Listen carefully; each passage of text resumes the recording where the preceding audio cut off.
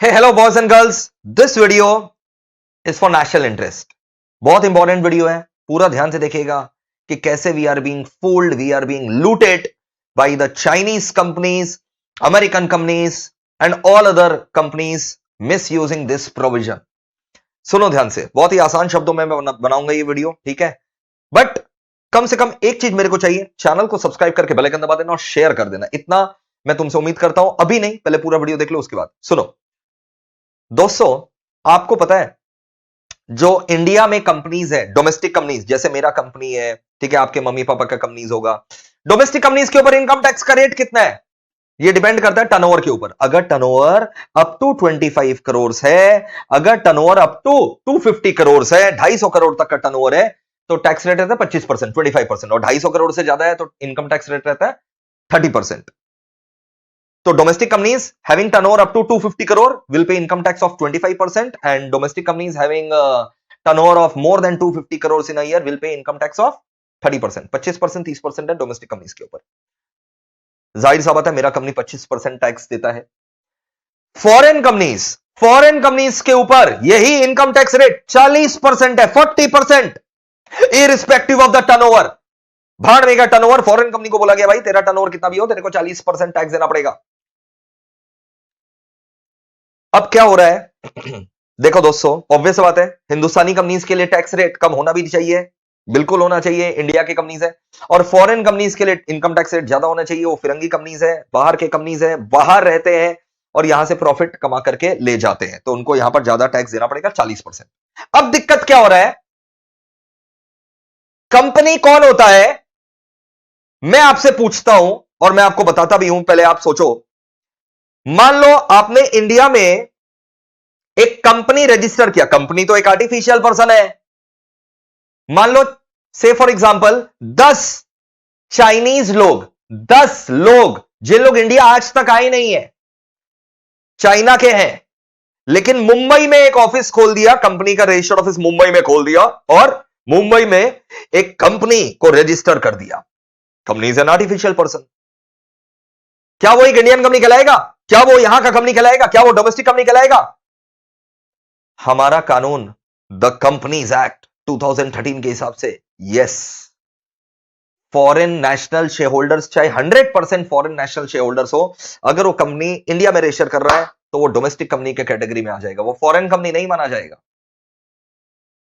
Breaking news, दिमाग का tubelight जल रहा है? यस सर, जल रहा है. मतलब हम और आप तो हिंदुस्तानी है, यहां कंपनी खोल रहे हैं, वो भी हिंदुस्तानी कंपनी है. फिरंगी लोग, जिन लोग आज तक हिंदुस्तान आया नहीं है, यहां कंपनी खोल रहा है, वो भी हिंदुस्तानी कंपनी ही के ही कैटेगरी में आ रहा है. मतलब उनको टैक्सेशन भी 25% ही देना पड़ेगा 250 करोड़ तक का टर्नओवर पर. और वही अगर कंपनी का असली घूंघट उठाया जाए तो पीछे कौन है?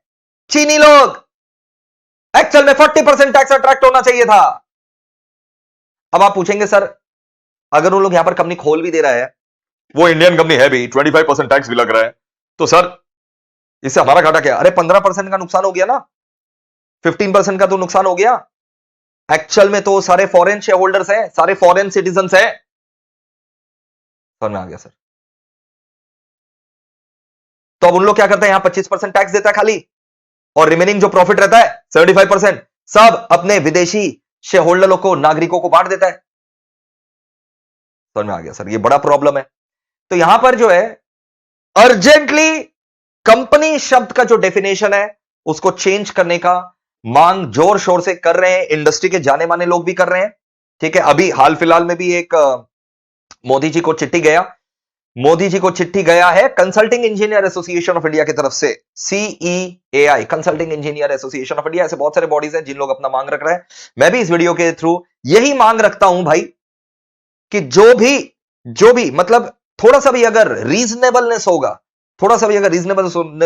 ये इतना बड़ा लैक्यूना है कि इसको फटाफट ठीक करना चाहिए, जल्द से जल्द ठीक करना चाहिए, ठीक है ना. और कंपनी का डेफिनेशन कुछ इस प्रकार कर देना चाहिए कि भाई इंडियन कंपनी वो तभी माना जाएगा जब कुछ percentage of share holder Indian resident हो, हम और आप जैसे देसी लोग हो. अगर 100% शेयर होल्डिंग बाहर का है, भले वो company registered in India, but अगर 100% शेयर होल्डिंग बाहर का है तो उसको बाहर का ही कंपनी मानना चाहिए, 40% टैक्स लगाना चाहिए. तो 60%, 70%, 75% इंडियंस के पास उस कंपनी का शेयर्स हो, कम से कम 51% तो हो, तब जाकर के वो इंडियन कंपनी माना जाए। ये प्रोविजन जो है ना कंपनीज एक्ट में, आपको अमेंडमेंट फटाफट लेकर के आना चाहिए, ठीक है। अगर आपको ये वीडियो अच्छा लगा तो आप भी अपने चाहने वालों से, फ्रेंड्स से, बिजनेस सर्कल में, स्टूडेंट सर्कल में, हर जगह जो है शेयर करिए, ठीक है। आसपास पड़ोसी सबके साथ शेयर करिए, व्हाट्सएप ग्रुप्स है ना आपका, उसमें शेयर कर दीजिए, ताकि ये इतना बड़ा लैक्यूना है हमारे कानून में, ये सबको दिखाई तो दे, और बहुत ही आसान शब्दों में समझाया गया है। ऐसा नहीं है कि तुमको पूरा, तुम कंपनी लॉ कंप्लीट करके बैठे हो तभी तुम्हें समझ में आएगा, ऐसा भी नहीं है। So that's it, thank you, lots of love, take care, जय हिंद।